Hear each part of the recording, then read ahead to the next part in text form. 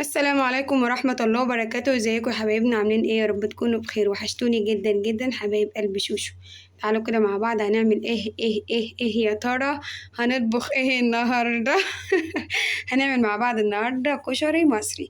معايا دي كده كمية رز حلوة معتبر انا غسلاها، ماشي. ومعايا هنا ده ايه؟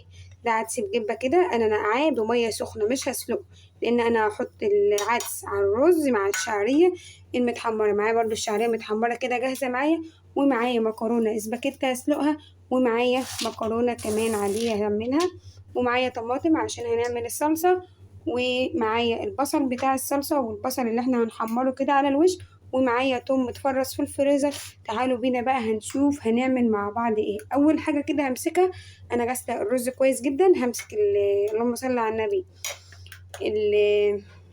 العدس ابو جيب هصفيه وهنزل بيه كده مع